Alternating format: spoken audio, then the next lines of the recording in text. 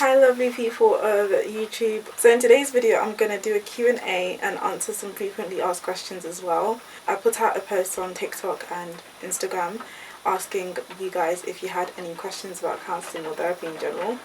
I have also considered doing a personal Q&A, just asking questions about me. If you'd like that at some point, you can let me know. I'll only do that if you guys want it. So I've got a few questions. I didn't get a lot of questions, but I do have a few questions which I'm going to go through with you today.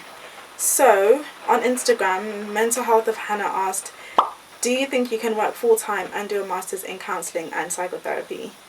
The simple and short answer to that is no, you cannot. Because first of all, with counselling and psychotherapy masters in general, most of them tend to be part-time.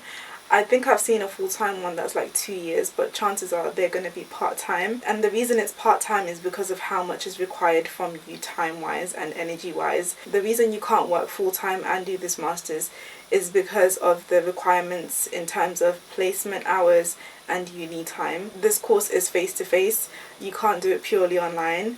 You're going to need face-to-face client hours as well as online hours. You have to be actually in class. When you're doing any masters, your attendance is usually heavily monitored, so you need to actually be physically in class. Because it's a normal degree at university, you can't get like the exception of like night classes or evening classes or weekend classes.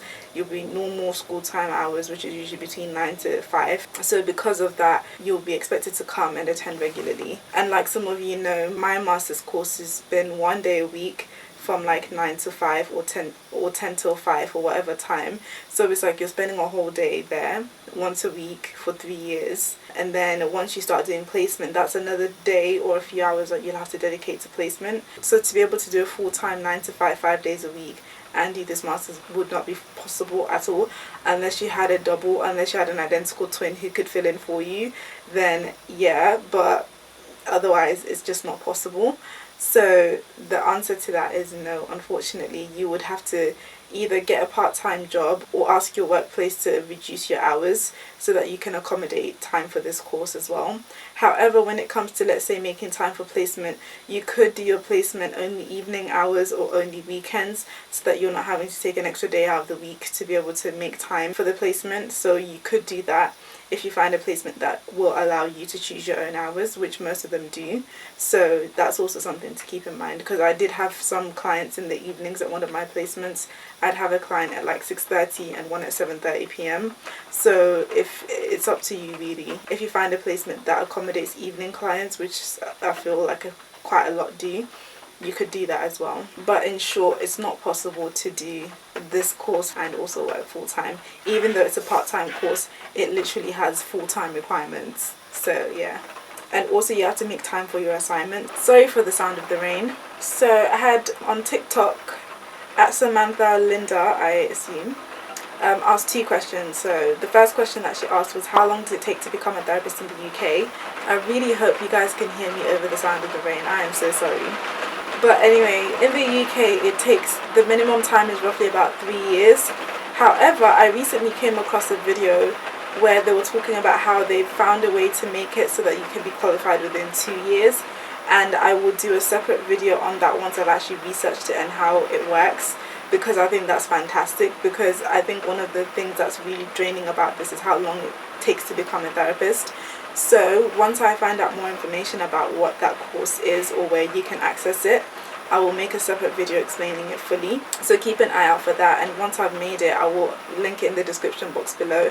But at the moment, I think the quickest, it takes anything between 3 to 5 years to become fully qualified in the UK, depending on where you're starting at, depending on what qualifications you have. So anything between 3 to 5 years. 6 years, I guess, if you want to do extra stuff, maybe you want to do a level 5, a level 6, or you want to do a doctorate, etc., etc. But for the minimum requirements to become a therapist, minimum 3 years.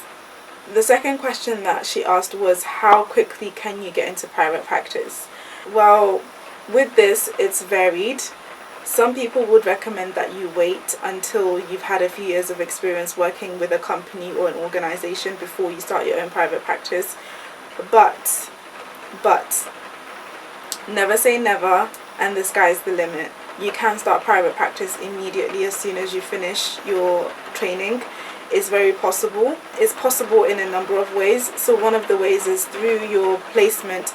If you have clients who really like you and who really enjoyed you and who you worked well with, and you want to bring them into your private practice, that way as soon as you finish your placement and you've got your qualification, you could bring those clients to your private practice if they are happy to continue with you in that way, which is something that I experienced with one of my placements. Some of my clients wanted to carry on seeing me, but of course I'm not qualified yet. So when I am qualified, I said, I'd message them and let them know that if they are happy to start with me, they can, and it's completely up to them. But in that way, I could basically start private practice as soon as I qualify. And some of my course mates that finished in second year instead of third year, some of them have gone on to start private practice almost immediately. So it is very possible to start straight away. It's just that, of course, maybe it shouldn't be your only source of income, just because you don't know how many clients you're going to have. And also it's just good to be able to ease yourself into it rather than starting with like 20 clients immediately or 10 clients immediately. Ease yourself into it and just see how much workload you can manage and how well you can support yourself, because you're going to be working alone. Of course you will have your supervisor, but ultimately you'll be working alone. So you can start private practice pretty much straight away. However, you can also just gain experience through working with an organization, work with a company, work with the NHS, and then start your private practice either alongside that or after you've decided that maybe you want to go into private practice full time. But I think some therapists have a mixture of both. They work for a company as well as doing private practice on the side. So maybe it could be that you work with a company during the week, and then on the weekends you have a few of your own clients, or you do part-time with a company during the week, but then the other part-time is also your own hours. So pretty much at any point, as long as you're qualified, you can have a private practice. So another question that I often get asked is about my placement, like how did I find my placement, how did I apply for my placements and stuff like that.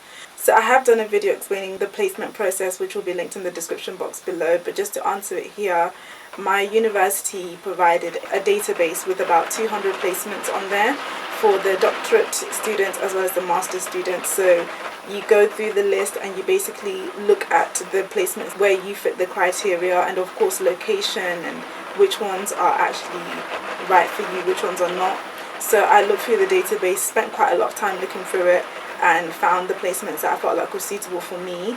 And in that way, the university already had these places that were approved by them.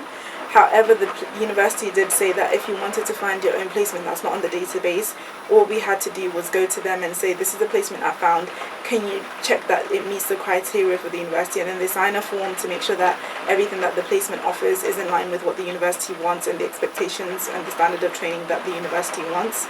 And then you could join that placement.